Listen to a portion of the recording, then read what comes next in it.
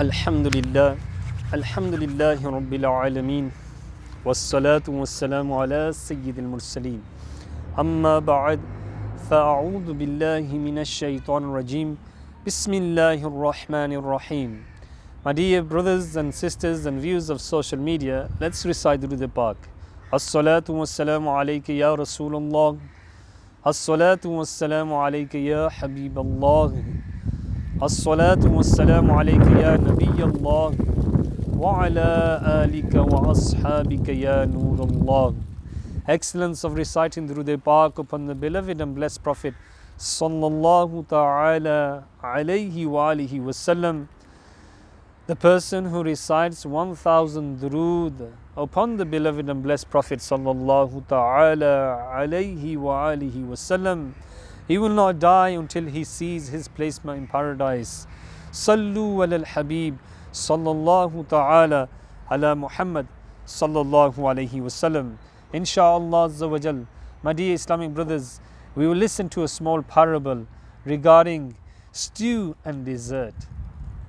A saint, rahamallahu ta'ala alayh, has reported that there was a rich man or a businessman was once sitting in the masjid where he noticed a beggar who was making dua in the court of Allah Azza wa Jal. In the following words, with his hands raised, Ya Allah Azza wa Jal, feed me meat, stew and dessert. When the businessman heard this, he said to himself, this beggar is just saying these words so that I hear him. By Allah Azza wa Jal, if he had directly asked me, I would have fed him, but now I will not. After a little while, that beggar went to sleep. Meanwhile, a man entered the masjid with a tray covered with a piece of cloth. His eyes roamed the masjid as if he was looking for someone. As his eyes fell on the sleeping beggar, he put his tray down beside him, woke him up and said with humility, here is the meat and stew and dessert for you. Please eat it. The beggar ate some from it and returned the rest to him. Astonished, the businessman asked the man about it. The man explained, I am a laborer.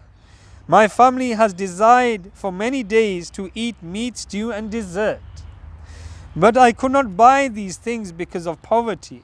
Today, after a long time, I got paid 1 miskal, which is equivalent to 4.5 grams of gold for my work.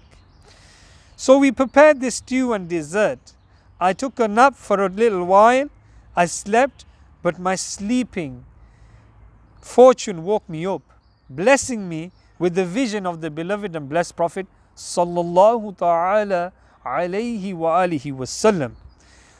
As I was engrossed in beholding the beloved Rasul sallallahu ta'ala alayhi wa alihi wasallam, his blessed lips began to move and the following words were uttered.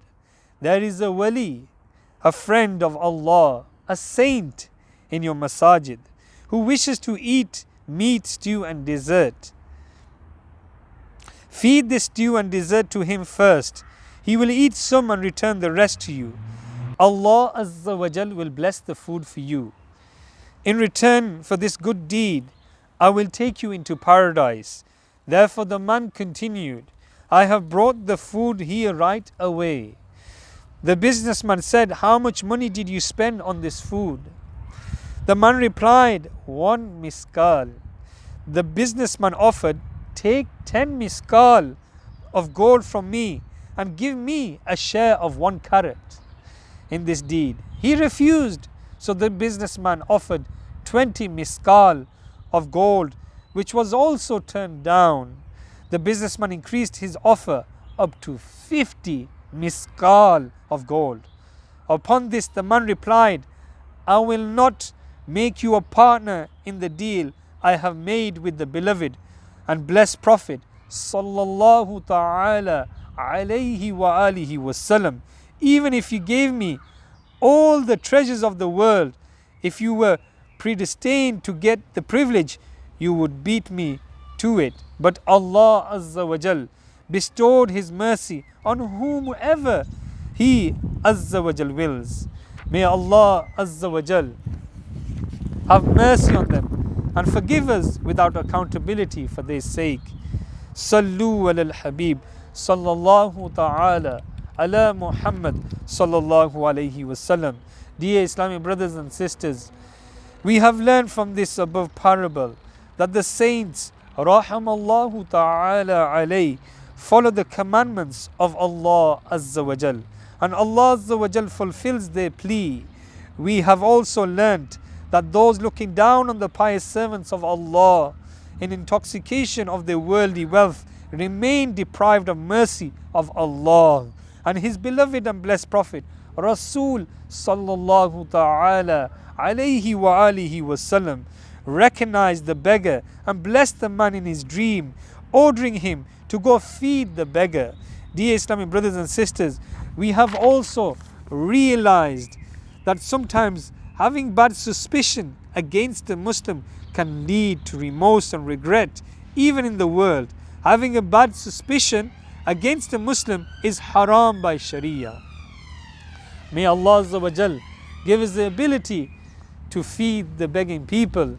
If anyone comes to our door to beg, do not turn them away. At least give them a kajur, or at least give them a dua, a supplication for the rizah of Allah Azza wa Jal. But don't kick them, don't throw them. You never know, they might be a wali of Allah Azza wa Jal. So use wise words with them. Sometimes we have people who come to beg and we laugh at them, we make jokes at them, we upset them, and then they leave with a broken heart. And Muslims do not break people's hearts. So please, my dear Islam brothers, I hope we have learned something from this parable.